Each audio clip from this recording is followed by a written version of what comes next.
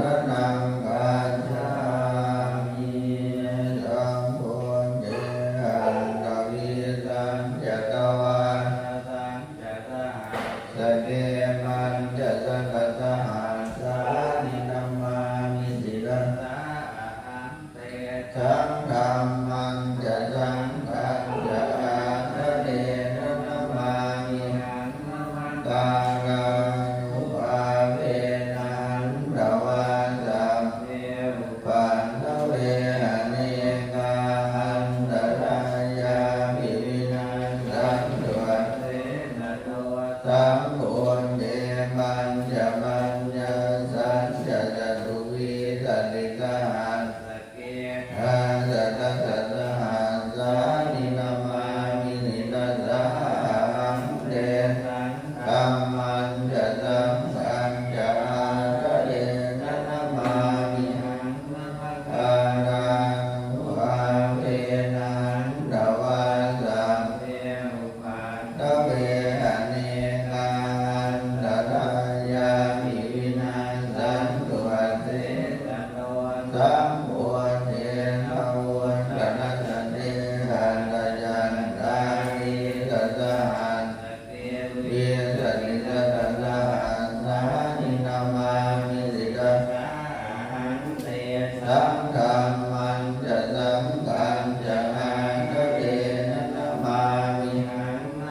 อารังภาเวนันตวาสัพเพอุปันนเวหเนอันตรายามิวินาสสันตุเตสาธุโยยัมมุมาโมหัมมนาปะปัสโสมังภะพุนโตสุขโตวิมุตโตมานาสัพพะโมจยันโตปาเปสิเกมังยะนะตังวินัยยังบุญตังสิรสานะมามิปัสสนานันจะวินายกันจะตันเตจะสาเตชยสินิโมตุสัพพันตรายาจะวินาสเมตุธัมโมทัสโสโยวิยตาสัสสันตุทัสเสสิโรกัสสวิโสทิมังกัมมิยานิโกกัมมัตราสัสสะสาธามโหสันติกโรสุจินโนธัมมังวรันตังศิรสานะมามิปัฏฐานังอุปสันตตาหังตันเตจะสาเตชยสิเทโหตุสัพพันตรายาจะวินาสเมตุสัทธัมมเสนาสุขตานุโกโยโนกัสสปะโภปะกิเลสเทนะสันโตสยังสันติโยจะโพจะสว่างมังนิติตังกโรติสังฆังวรันตังศิรสานะมามินุพุทธังสัพพสีระกิมปินดังเตจะสาเตชยสิเทโหตุสัพพันตรายาจะวินาสเมตุนะโมอะระหะโตสัมมาสัมพุทธัสสะมะเหสิโนนะโมพุทธมตัง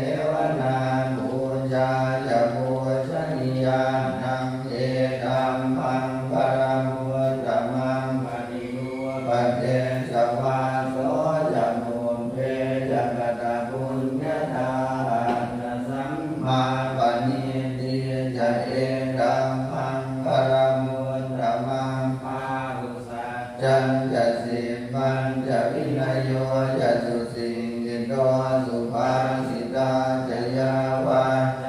เอธัมมังปรมุตตมังวิทูปันธานังโกฏฐานาสสังฆโมอนาคุลาจมันตาเอธัมมังปรมุตตมังมัจจริยาจยาตถานันจะสังฆโมอนวาชามิกัมมานิเอธัมมังปรมุตตมังอิวิรติบาบามาจะมานาจะสัญญโมอามามาโตจะธรรมเมสุเอธัมมังปรมุตตมังจะนิวาโตจะสันโตทิจะกตัญญูตังกาเยนะธัมมาสวนังเอธัมมังปรมุตตมังจัสสนาสมนานันจะตัสสนังกาเลนะธัมมาตัญจาเอธัมมังปรมุตตมังมัจจริยัญจาริยสัญจานะทัสสนังนิพพานสันติวิริยายะธัมมังปรมุตตมังสะโดกะธัมเมหิจินตังยันสนะนังปฏิยัสโสกังวิรัยังเกมังเกธัมมังปรมุตตมังสานิกันตวานะสัมพันธมาปราชิตาสัมพันธโสติกาจันติตังมังคารมุตตมันติเนยังจินจิวิตตังอิทวาอุรังวาสังเยสุวายังรัตนังปณิตังนโนสมังอาติกตาคเตนะอิตังภิกขุเอรัตนังปณิตังเอเตนะสัจเจนะสุวัตติโหตุ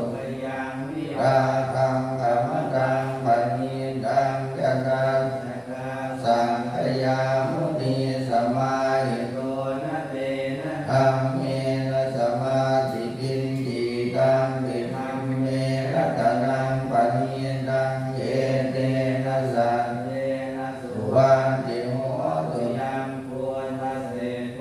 ปริวันนะยิงสุจิงสมาธิมานันตติกันยมานุสมาธินาเตนะสัมโมนะเวชติตังวิธัมเมรัตนังปณิตังเอเตนะสัจเจนะสุวัตติโห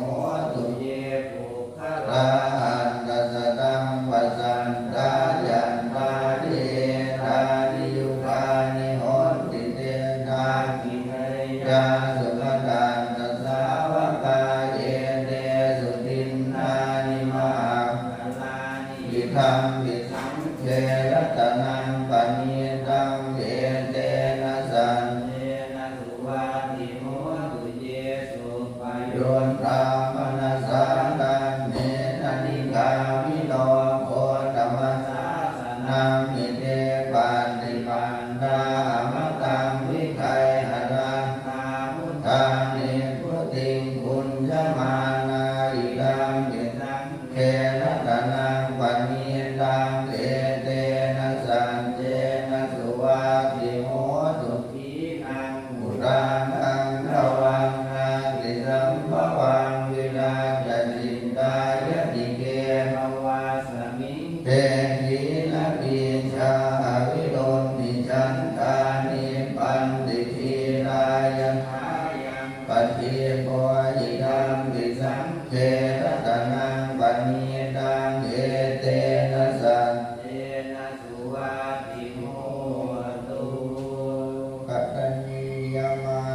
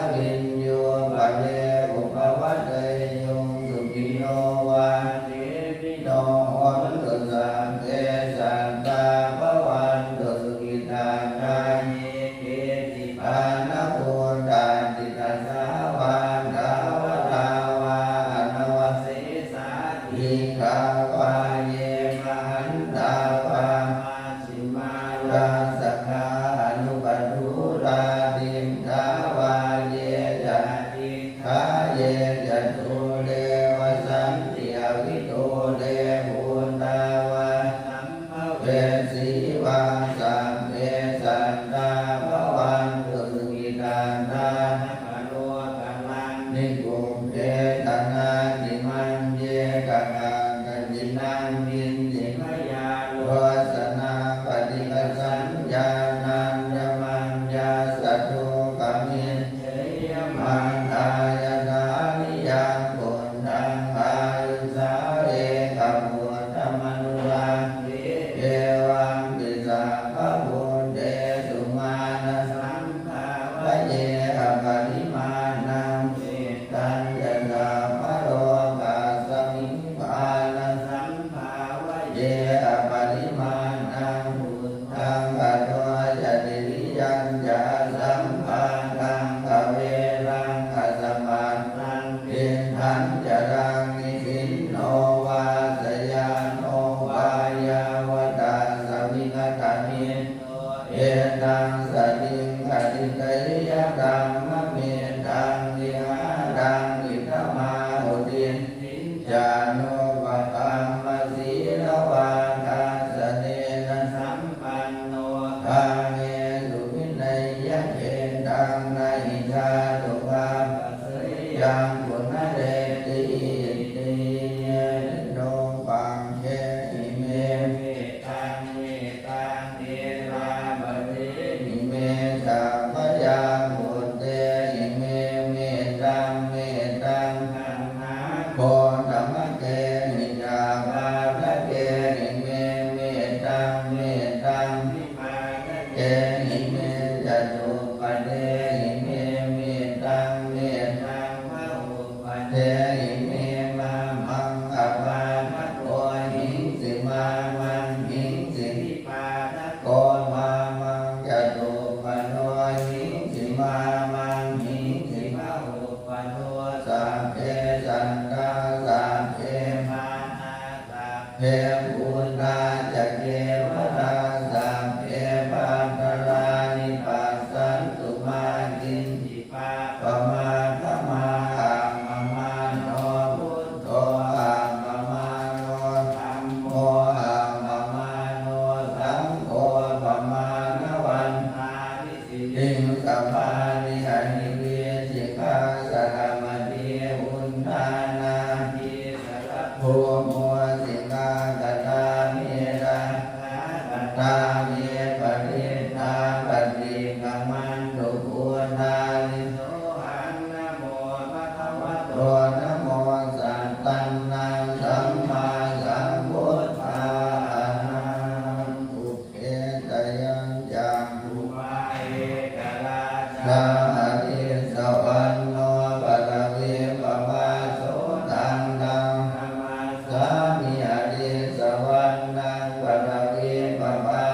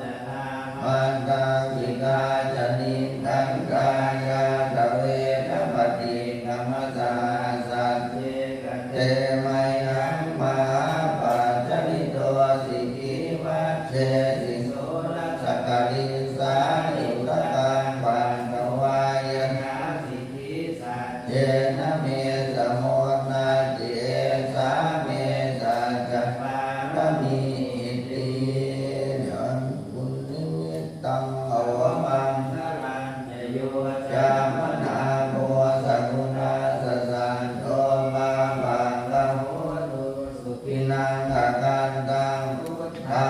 นุภาเวนะวินาสมิงกุยันตุนิมิตตังภวมังคลังเจโยจามนาโพสักุณาสสันโทมาพังคังโหตุสุวินังอกันตังธัมมานุภาเวนะวินาสมิงกุยันตุนิมิตตังภวมังคลังเจโยจามนาโพสักุณาสสันโทมาพังคังโหตุสุวินังอกันตังสังฆานุภาเวนะวินาสมิงตุญามิตะโพธานิสมาหตานิภูมานิวายานิวันตาลิเกตนาตังเทวมนุสสมุทิตังพุทธังนามัสสามัสสวาติโหตุญามิตะโพธานิสมาหตานิภูมานิวายานิวันตาลิเกตนาตังเทวมนุสสมุทิตังธัมมังนามัสสามัสสวาติโหตุญามิตะโพธานิสมาหตานิภูมานิวายานิวันตาลิเกตนาตังเทวมนุสสมุทิตังธัมมังนามัสสามัสสวาติโหตุระโพจังโพสติสังขาโตธัมมานังวิจโยตถาวิริยังอินิปาสติโพชังพายตนาปะเดสมาทุเปกะโพชังนาสาเทเต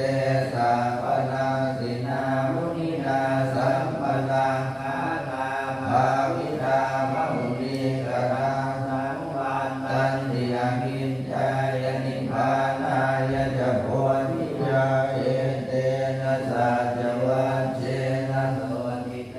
โหตุสามะทาเอกาสมิสมัยเยนะโตโมกัลลานันจะกาสพังพิลาเนโตจิเตนิสวะโพชังเตสานเตสยิเตจะกังอภินันทิตวาโลภามุจิงสุตังคเนเยเตนะสัจวัชเชนะโสติเตโหตุสัพพทาเอกนาธรรมราชาติเยนังเยนาภิปิริโตยุนปันเอเตนะตังเยปะปนาเทตวามัสสาตังสัมโพธิตวาจาภานาตัมภาวุณภาติตานะโสเอเตนะสัจวัชเชนะโสติเตโหตุสัพพทาปยินาเตจะอาภานาตินันนังติมัยเยสินังมังกาปนากิเนสาวะปังกานุปันติธัมมตังเตเตนะสัจวัชเชนะโสติเตโหตุสัพพทาอิติโสวะอะระหังสัมมาสัมพุทโธวิชชาจรณะสัมปันโนสุขโตโลกวิโตอนุตตโรปุริสธัมมัสสารติสันทาเทวมนุสสานังพุทโธภควาติโสอังคาโตภควตาธัมโมสันติติโนอาคาลิโกเยหิปัสสิโกโอมนัยโกปัญจตังเวทิตาโพวินโยติติสุปฏิปันโนภควโตสาวกสังโฆอุชุปฏิปันโนภควโตสาวกสังโฆญาณปฏิปันโนภควโตสาวกสังโฆสามีจิปฏิปันโนภควโตสาวกสังโฆจันทาลิปุริสายุปาลิอันตาปุริสาโกเยสาวะโตสาว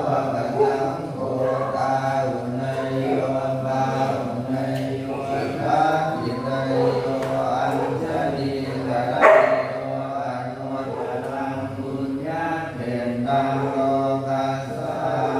ติมหาวานิโกนันโย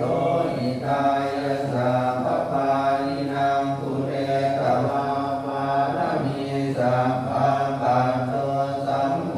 ธิมุตตมังเตเตนะสันตวัจเจนะโหตุเตสยมังพลังนยันโตโพธิยามุเนสัพพยานังอันติวัตโนเอวังตวังวิชโยโมหิชยาสุชยมังพะเลอะปะราชิตพันลังเตสิเสปะราคิโกมะเลอะมิสิเยสาปะพุทธานังอังกัมปัตโตโมทัสสิตุนังกัตตังสุมังคลังสุปะตังสุมิกังสุปโนสุโม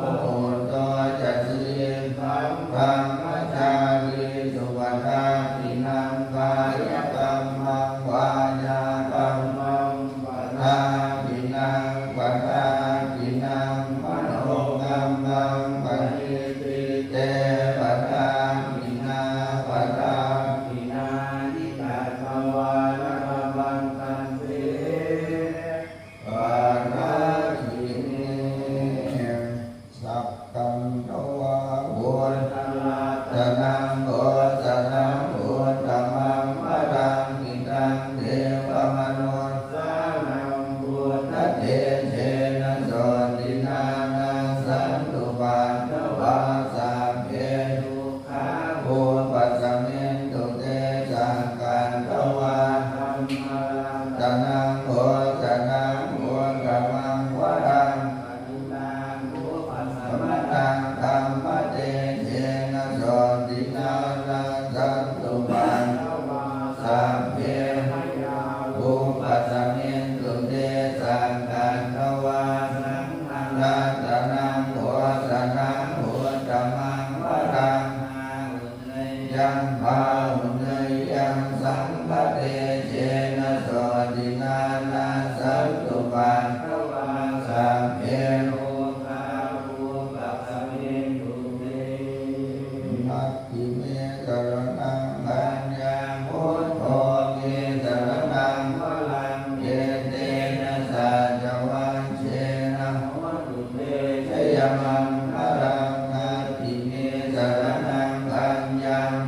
โมเมสรณังวลังเยเตนะสัจวัญเชนะโหตุเตชยมังพลังนาทิเมสรณังปัญญาสังโฆเมสรณังวลังเยเตนะสัจวัญเชนะโหตุเตชยมังพลังยังอินทิรันตนังโลเกวิสติวิวิธังปุถุรัตนังพุทธัสสะมังนาทิตัสสะมาโสติภวันตุเตยังอินทิรันตนังโลเกวิสติวิวิธังปุถุรัตนังธัมมัสสะมังนาทิตัสสะมาโสติภวันตุเตยังอินทิรันตนังโลเกวิสติวิวิธังปุถุรัตนังสังฆัสสะมังนาทิตัสสะมาโสติภวันตุเตตุปังมันนายานิโยภาคยาปัตตายานิปยาโสภะปัตตายานิโสภะโหตุสัมเภริปังนิโนเดนาวตาจะอัมเมริสัมปะทังปุญญสัมปะทังสัพเพเทวานุโมทันตุสัพพะสัมปะติสิทธิยานังนันตุสังฆายสีลังลังทันตุสัมปะทังภาวนาวิรัตนาโหตุวันสันตุเทวตาทัตตาสัพเพปุญญามะลาปัฏฐาปัจเจกานันจะยังมะลังอรหันตานันจะเตเชนะลังคังวันทามิสามังสุปัฏฐันตยานุภาเวนะรัตนา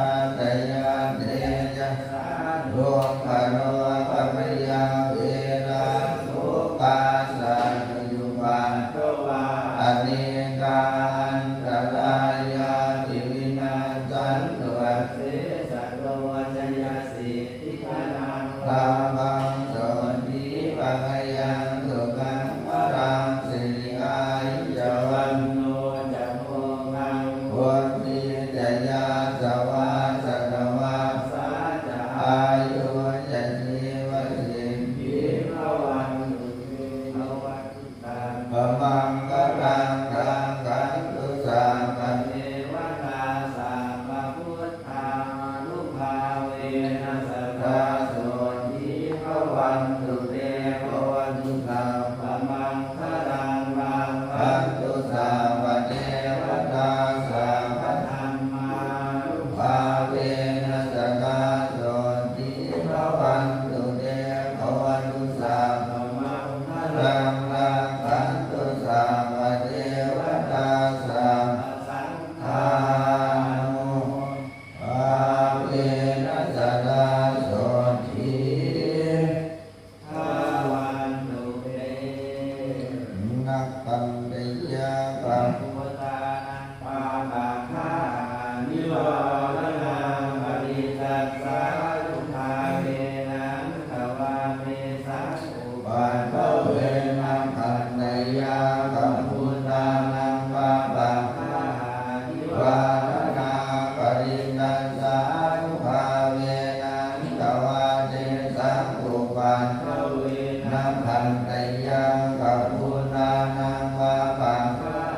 นิวารณั นาง ปรินันสานุภาเวนังตวาเจสัง อุปันโตเวย ะตาปฏิยังภวัตมานังกาลุมัตตเมเวนังอัญญาติกัง จีวรัง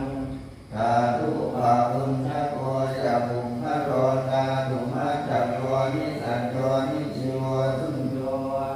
สัพพานิปนาอิมานิจิวรานิอธิโวชนิยานิอิมันโวจิกายังปนวาอธิวิญญาณิโวชนิยา ญาณิชายันติยะถาปัตยังภวัตตมานังคาตุมัตตเมเวตัง ยานิทังกินนามาโตวันนันตาทุปะพุญชโกจะบุคคโรตาตุมัจจโก โอนิสัต โตนิจิโวสุญโยนัสสะโอปนายัง ติขปาโต โตอหิโวชนิโยนาหิมังโกติกายังปัตตวาอธิวิญญาณิโวชนิ โย โย ชา ยั ยั ตติยะตาปัญญยังภวัตตมานังคาตุมัตตเมเวทั ตั ง ง ยาติตังเสนา สนัง สาธุปะพุญชโกจะบุคคโรนาตุมัจจโกนิสัจโกนิจิโวสุญโย สัพพานิปนานิมานิเสนา สนานิอธิโมชนิยานิอิมันโมติกายาปัตตวาอธิวิยาจิโวชนิยานิชายันติ ยา ทาปัญญังภวัตตมานังคาตุมัตตเมเว ตั นั ง งยาติตัง พิลานาปั ปั ญ ญ ญ ญาเกสัจจาปริคาโล สาธุปะพุญชโกจะบุคคโลนาตุมัสสโกนิสัจโกนิจิโวสุญโยสัพพปนายังทิลานาปัจจยาเกสัจจา ปริภาโลอจิปุจนิโย วิมังโกติกายังปัตตวาอติวิยาสิโวชนิโย ชายันติ ติปฏิสังขายโยนิโสจีวรังปฏิ เทวามิ ยาวะเทวาทินัสสะมริคันนายาปุณณสสะมริคันนายาอังสามากัสสวานาตัมปัสสิ สิสัพพะสัม ปัสสานังปริคันนายายาวะเทวาหิ นิโกปินาปนิชา สารณทานอานิสังขายโยนิโสวิตตานังปฏิเสวามิเอวันตวายนมันตายนมันตนายนวิภูสนายายาวันเทวาอิมัสสกายาสัตติยายาปนายาวิ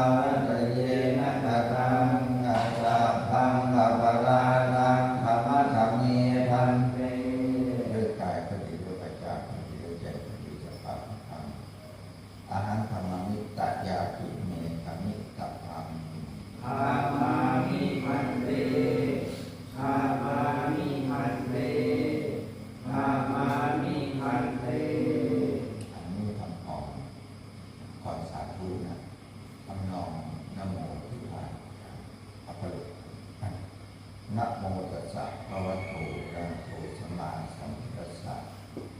นะโมตัสสะภะคะวะโตอะระหะโตสัมมาสัมพุทธัสสะนะโมตัสสะภะคะวะโตอะระหะโตสัมมาสัมพุทธัสสะยะเทวโสสัมโพชานาตุอายังธรรมภาโพเทระสะภะปุนันติ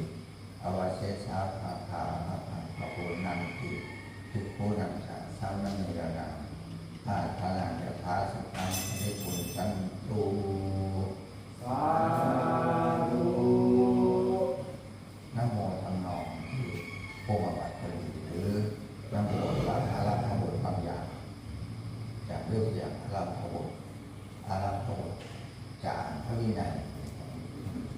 นะโมตัสสะภะคะวะโตอะระหะโตสัมมาสัมพุทธัสสะนะโมตัสสะภะคะวะโตอะระหะโตสัมมาสัมพุทธัสสะ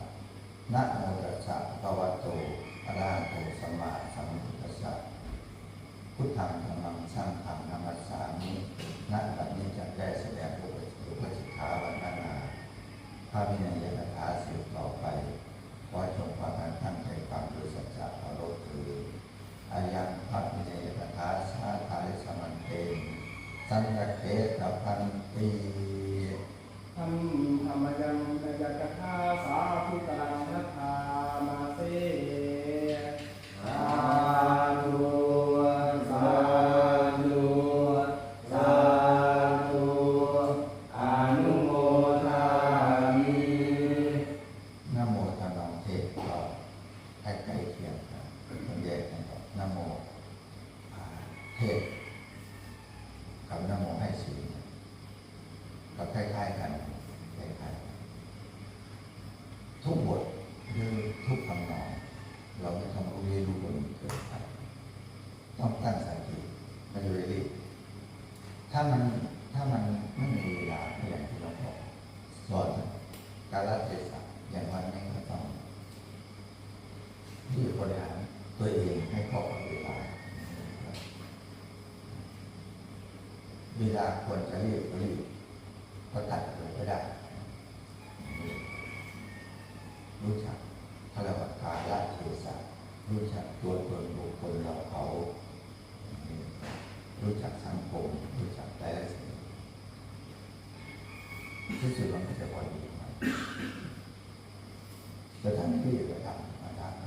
ทำเป็นเด็กเสียเป็นลูกพี่ลูกคนนะ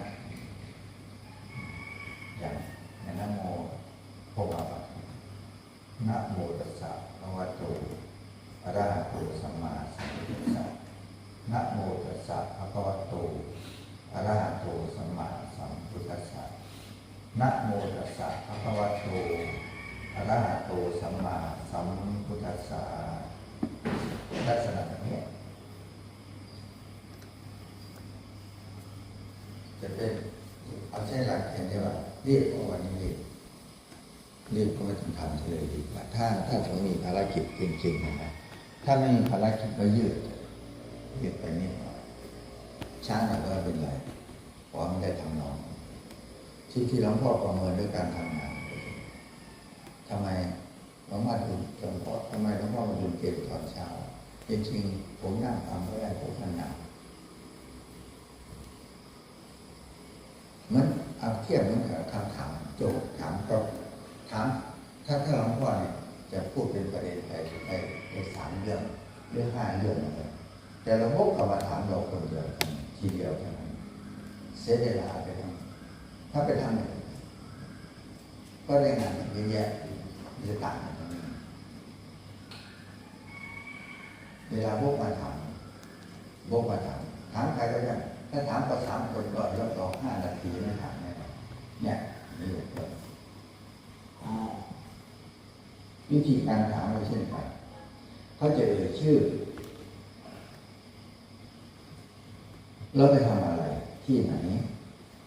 หรือชื่อเราไปธุระอะไรเมื่อวานนี้เวลาอย่างนี้ไปธุระบอกที่กัดไปอย่างนี้ถ้าไปถามโง่ตั้งจุดโง่เมื่อวานไปทำอะไรมา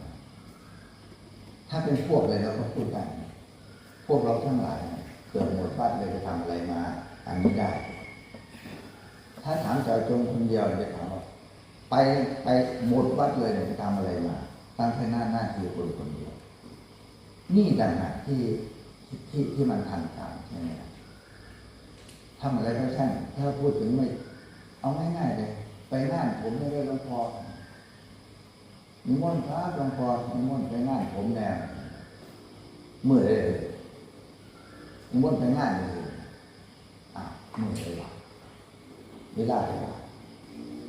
วันไม่เวลาสถานที่ตรงไหนกำหนดเวลาให้แม่ได้ใจความมันก่อนไปงานผมแน่วันเสาร์นี้วันเสาร์เนี่ยสิถึงเนี่ยมันก็จบเลยถ้าเป็นเสาร์อีก3 เดือนหน้าก็ต้องจอดจงไปโน่นเราก็ต้องมาทำแล้วมันจะสำเร็จไปอยู่พูดแล้วจะพูดสูงพูดต่ำพูดอะไรให้ไม่ได้ประโยชน์จากการพูดแล้วก็ทั้งนี้แบบถูกโทษท่านเก็บกระป๋องอะไรเป็นต้นถ้าท่านไปสั่งต่อท่านกำกับให้ไม่ได้เดี๋ยววันหลังหลวงพ่อไปเจออย่างยังไม่ได้เก็บก็ต้องติดตามผลงานหลวงพ่อตั้งโจทย์นะตั้งโจทย์แล้วอาจจะถามหน้าน้อยนะเมื่อวานตอนเย็นใส่หมวกแก๊ปแล้วก็ขับซาเล้งไปไหนเมื่อวานนี้ก็นี่คือต่อมันเลยชัดเจนถ้าถามถึงหน้าว่าถามรับดูสิรับดูมันฝันขวาหรือว่าตอบถูกมันก็บุญหัวกันสังเกตคนนั้นด้วยเขาตั้งใจไหมตอนนี้เขาลืมตายหรือเปล่านี่ขันบอกคนประชดที่นั่นนั่นเมื่อมันเข้าเกิดวุฒิป่านี่จะเป็นถามที่ว่าโง่ตายมันก็ต้องถามผู้อยู่ขนาดนี้เนี่ยที่เพิ่มวุฒิป่ามัดตาสังแบบเอาดอกไม้ใส่มันเป็นอย่างไรคือตายมันโง่ตายนี่สองหันใจตัวมันก็จะเกิดกับแม่ได้ทุกต้องถามคนผ่านอย่างนี้เป็นต้นตั้งโจทย์ให้ถูกกาลเวลาหลวงพ่อท่านว่าที่พวกเราพูดแล้วมันมีสำเร็จประโยชน์นะจริงๆทำงานกับหลวงพ่อง่ายนิดเดียวกันโดยหลักฐานไม่ใช่วิชาการโดยซ้ำไปวิชาเกิดวิชาการแต่วันนี้ก็สังเกตใช่ไหมหลวงพ่อจะบอกทุกประโยชน์ไม่ได้วันนี้ต้องเลยจะเรียนแบบไปกันหมดเพื่อนนะต้องเข้าใจเสร็จสายกันแบบไปรวมกันตรงนั้นแหละไปรวมที่เคยไปนั่นแต่ต้องบริหารตัวเองนะอย่าไปบริหารเวลานะอย่าไปบริหารเวลาเราหยุดมันไม่ได้การเวลาเราหยุดมันไม่ได้ถ้าเราเกิดขึ้นมาเราหยุดเวลารอบคนแน่ขาคนแน่มาสั่งผู้สิไปยุให้มึงขาก็จะมันตีหาให้มันตีหาด้วยให้มันด้วยตีหาแล้วที่มีหอดกินเขาแล้วมันจะอยู่มันไปอยู่อย่างโง่ว่ะหลวงพ่อท่านบอกว่าวันไม่เวลาเราหยุดมันไม่ได้เราบริหารจัดการตัวเองที่พูดแต่พูดเอาดีไหมล่ะอย่างเมื่อวานเนี่ยเราก็ตั้งโจทย์ถามว่าญาติพี่น้องครูเนี่ยที่มาทำอะไรครูใบใหญ่ก็อธิบายเรื่องเอาใบตองแห้งอะไรแต่ผมจับใจความไว้แล้วว่าคือเข้ามาส่งครูใบใหญ่จริงๆถ้าลึกๆผมไม่อยากให้คบกันคนกลุ่มนี้ไงไม่อยากให้คบกันถ้าเป็นไปได้ทักทายได้อยู่ท่านมันจะอยู่กับพวกท่านเนี่ยพวกท่าน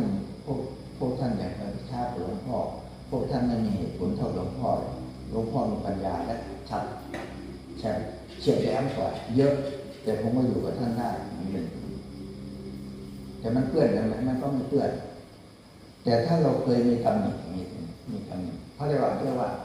อย่างตัวอย่างวัวของน้ำหลัก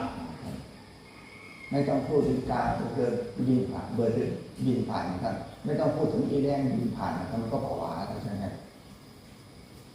ตอบถ้าดูดีแต่ที่นี่ให้คะแนนการตอบของหนักน้อยได้เพราะว่าเขาบอกเขาไปซื้อกาแฟได้ตอบได้แต่ถ้ามันมี4 เรื่องอย่างนี้ไปซื้อ40ไปซื้อ60ไปซื้อ690ไม่ใส่ บอก150ไปบวก40ไป190มันไม่บอกตรงนั้นมันบอกตรงนี้มันบอกตรงนี้มันบอกที่หน้าอย่างครูโจ้ตอบตื่นขึ้นมาโอ้กวาดที่อย่างดีเลยนะกวาดเวลาเราทำมันไม่เป็นนะว่าผมตื่นนะว่าท่านอันนี้ขยักหนึ่งนะขยักที่สองก็ตอบผมไปตรวจผู้ตีลำพอยเลยเหรอไม่ต้องพูดถึงก็ได้ท่านแล้วปกติมันทำหรือเปล่าแล้วพูดไปแล้วเอาแต่เนี่ยมากบเกลื่อนใช่ไหมเขาจะไปหลงทางไม่อย่างนั้นผมไปทุกุฏิหลวงพ่อเลยที่ผ่านมามันไปหรือเปล่ามันตื่นไม่ทันมันทำแกล้งไปทำขณะที่แกล้งไปทำมันก็ตอบถูกแล้วไม่ใช่ไม่ถูกแล้วนะแต่ไม่น่าไม่ควรเอามาพูดคนที่ทำอยู่ประจำมันมีอยู่แล้วไงเขาก็ทำเนี่ยปฏิปทายิ่งกว่าหุ่นยนต์เขาก็ทำให้เป็นอย่างเนี้ยใช่ไหมไอ้พวกเราไม่ทำแต่เราหลวงพ่อถึงย้ำว่าเวลาผมตั้งโจทย์บางทีผมรู้ได้ตั้งโจทย์จอบที่มันสร้างสรรค์ที่สุดนะน่าฟังที่สุด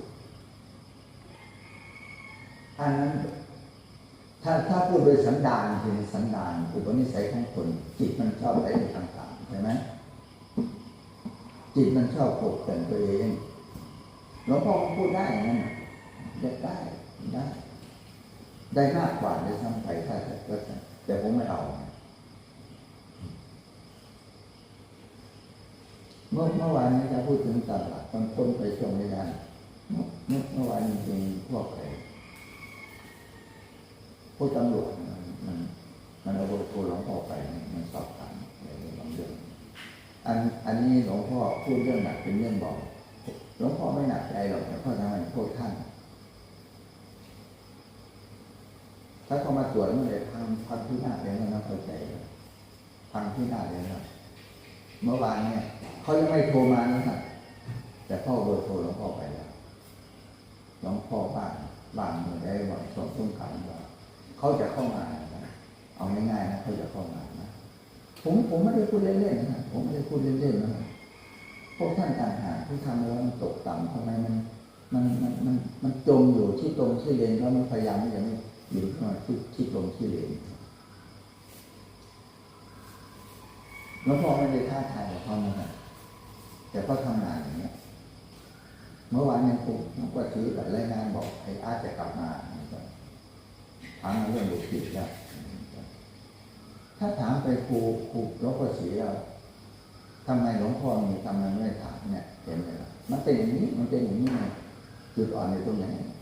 มันฉลาดบางเรื่องแต่มันไม่ฉลาดทุกเรื่องมันไม่ฉลาดถามหลวงพ่อมันนะเราไปถามหลวงพ่อศรี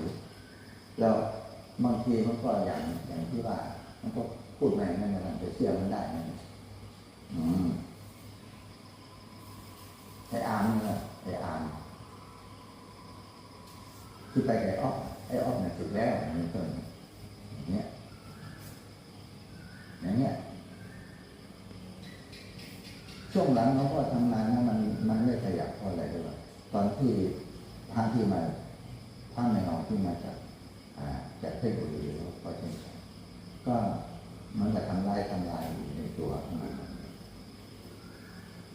หลวงพ่อถ้าว่ามีใครหวังดีกับหลวงพ่อบ้างไม่มีใครเปิดเชิดหน้าชูตาอย่างนี้บ้างมีแต่ไม่ช่วยแต่เราถึงลบใช่ไหมหลวงพ่อสร้างมากับมือหลวงพ่อก็พูดให้เตือนสติว่าทำใจรู้จักคุณท่านไม่รู้จักคุณหลวงพ่อเขารู้จักคุณของพระเจ้าบ้างครับผมไม่ได้พูดทวงคุณนะผมสร้างมาตรงเนี้ยสร้างด้วยคุณงามความดีพวกท่านอย่ามาทำลายแล้วเปล่าชาวบ้านก็ช่วงหลังก็เป็นลักษณะชาวบ้านที่หลวงพ่อบอก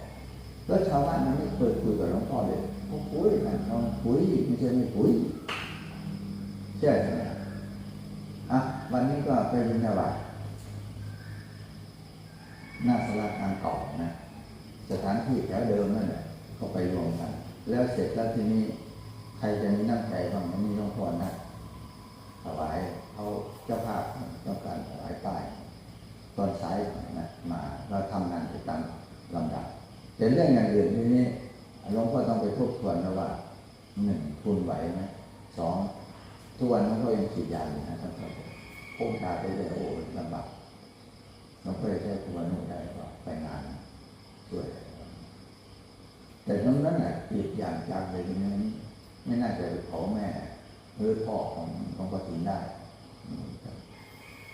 ไม่น่าจะไปได้มันหนึ่งมันไกลนะถ้ามันใกล้มันก็ได้แต่ที่นี่มันไกลทีนี้โอกาสยากทำไมหลวงพ่อทุ่มเททำไมหลวงพ่อทำก่อนที่รถเคลื่อนไปบุรีรัมย์ไปอยุธยาหมดไปแล้ว6,500นะนั่นเข้าใจเดี๋ยวหลวงพ่อได้คืนมา600อย่างที่เราให้ฟังโครงการบางสิ่งบางอย่างก็บอกหลวงพ่อแล้วงบประมาณมันน้อยมันใช่อย่างนี้แล้วก็มันไม่มีงบช่วยก็แจ้งแล้วนั่นน่ะถ้าท่านไม่พูดต่อแล้วอันนั้นเงียบไปเลยที่อันนั้นเงียบไปเลยต่อไปถ้าเป็นไปได้ก็ขอได้1,000 กว่าบาทท่านถ้าพูดถึงแบบขอเขารุ่นนั้นได้700 บาทได้1,000 กว่าบาทก็ประมาณได้ประมาณ1,400เนี่ยขอผู้เข้าเนี่ยนะทางการเขาบอกว่าหัวละ150ให้อาหารมื้อคน150แล้วพอถึงเราให้ฟังแล้วมันก็ยังทุ่มเทนะเข้าใจพวกเราก็มีส่วนช่วยด้วยหัดเสียสละใช่บ้างไม่ใช่ง่ายดีกว่าเอาอันนี้ก็บริหารจัดการดีแอบทำผ้าหมากำปัดสมเด็จทำนั่นก็ลงตัวยังขับยังไงก็ไอ้พยาบาลล่อมาได้ยืนยันนะ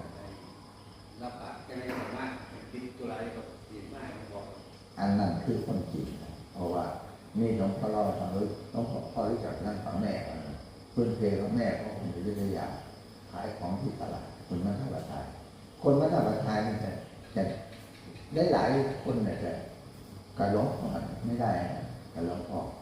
แม้แต่เป็นพัฒนาตาเขาเรียนแทนกันหลายคนซอฟต์แวร์ไม่ใช่ใครเกือบทุกคนมาท่าประทายเขาเป็นหลักเป็นเกณฑ์ก็ต้องควรไอ้รองผู้ใหญ่บ้านเนี่ยมาลงผู้ใหญ่บ้านเขาก็ผ่านแล้วเขาไปเจอพ่อมาตลอดไม่มวนการทำอย่างเดียวท่านธรรมยังโอวตกถาสาธุกังมะนามาเสสาธุสาธุสาธุอนุโมทามิในตลาดสถานการณ์อาจจะแบ่งขึ้นได้แบ่งขึ้นสายเนี่ยก็จะมีมนนะไหนเปิดรวมจิตรวมด้วยนะครับ